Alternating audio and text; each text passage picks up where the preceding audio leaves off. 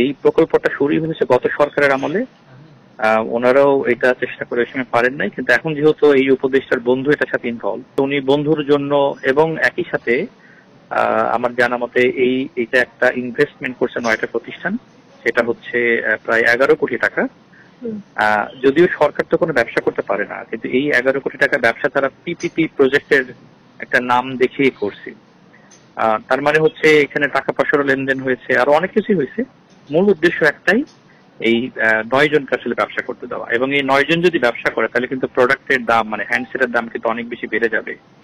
এবং গ্রামের সাধারণ মানুষ যারা আসলে মোবাইল ফোন এত ভালো বুঝেন না, তো তারা কিন্তু নতুন ফোন যদি কেউ আত্মীয় স্বজন বিদেশ থেকে নিয়ে আসে, 1 মাস পর কিন্তু উনি যদি এটা রেজিস্ট্রেশন না করেন ইউজ করতে পারবে না। আর এই যে সিস্টেম যে ডেভেলপ করছে, পৃথিবীতে কোথাও কিন্তু এরকম কোনো ঘটনা নাই, কোথাও হয় না। তাহলে কেন বাংলাদেশে এরকম একটা জিনিস তারা করার জন্য উঠে পড়ে লাগছে? মূলত একটাই, যে তারা মনোপলি ব্যবসাটা করার সুযোগ দিতে চায়। আর একই সাথে আমি মনে করি যেটা আমার অভিযোগের জায়গা, যে বাক স্বাধীনতা হরণ যেটা আগেও হতো সেটা এখনো আছে। তারা এসে আমাকে বলে যে ডিবি প্রধান আমাকে ডাকছে। ওনারা বলছে যে আপনাকে আমরা আসামি হিসেবে ট্রিট করছি না, আমরা আপনাকে সম্মান দিয়ে নিয়ে যেতে চাই, স্যার ডাকছেন, আবার আপনাকে আমরা রেখে যাব। আমি বললাম যে স্যার এত রাতে কি নিয়ে ডাকছেন, আমি তো দিনেও যেতে পারি। বললো না, এটা এখনই যেতে হবে জরুরি ভিত্তিতে, এটা আমরা বলতে পারবো না, স্যার বলবে। তো বললাম ঠিক আছে, যেহেতু উনি ডাকছে নিশ্চয়ই কোনো প্রয়োজনীয় কোনো কিছু হবেন, মানে হওয়ার কথা।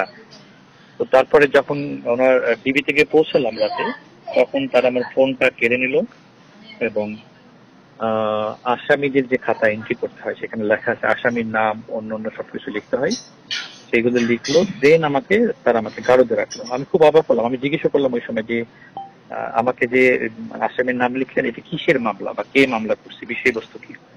বললো এটা এখন বলা যাবে না, পরে জানবেন।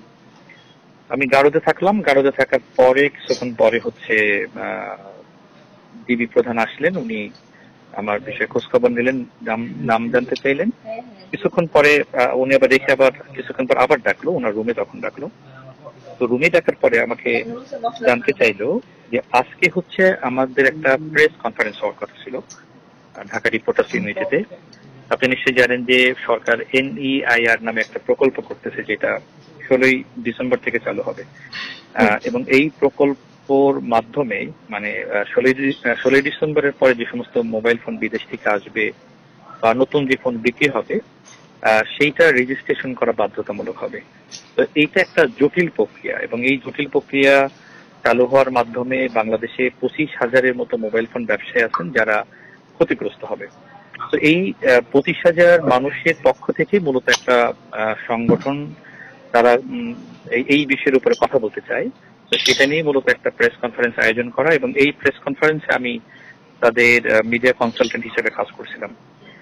এখন ওনারা চায় না যে এই প্রেস কনফারেন্সটা হোক, এবং আমি তখন ওনার সাথে কথা বলে বুঝলাম যে উনি মূলত প্রেস কনফারেন্সটা বন্ধ করার জন্যই মূলত আমাকে ডাকছে।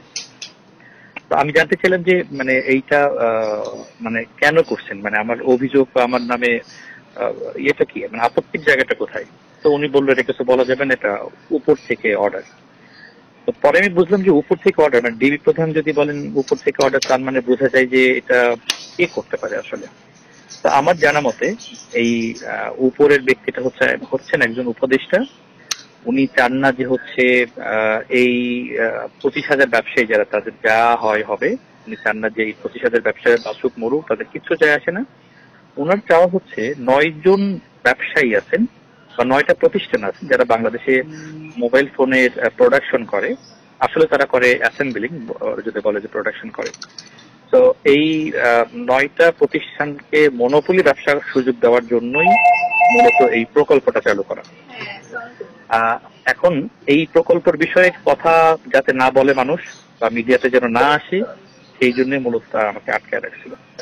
একটা জিনিস জানায় রাখি, 9 জন ব্যক্তির মধ্যে একজন হচ্ছে উপদেষ্টার একজন বন্ধু আছে, ছোটবেলার বন্ধু তার। তাকে সাহায্য করার জন্যই মূলত এটা করছে। এবং উনি যদিও ফেসবুকে আজকে স্ট্যাটাস দিয়ে বলছেন যে আমার আটক করার সাথে ওনার কোনো সম্পৃক্ততা নাই, তাইলে আসলে ব্যক্তিটা কে? মানে এনার কেউ কি আরো বড় কেউ আমাকে আটক করতে বলছিল গভীর রাতে, যেটা কিনা অন্য সময় আমরা দেখছি আগে সরকারের সময় যে বাক স্বাধীনতা হরণ করার জন্য মানুষকে গভীর রাতে ডিবির নাম বলে আটকানো হতো, সেটা তো এখনো হচ্ছে। তো সেই চেষ্টাটা আবার করা হলো, আবারও প্রমাণিত হলো যে আসলে সরকার পরিবর্তন হলেও সরকাররা বাক স্বাধীনতার পক্ষে আসলে কোনো কিছু বলতে চায় না, বাক স্বাধীনতা তারা আসলে বিশ্বাসও করে না।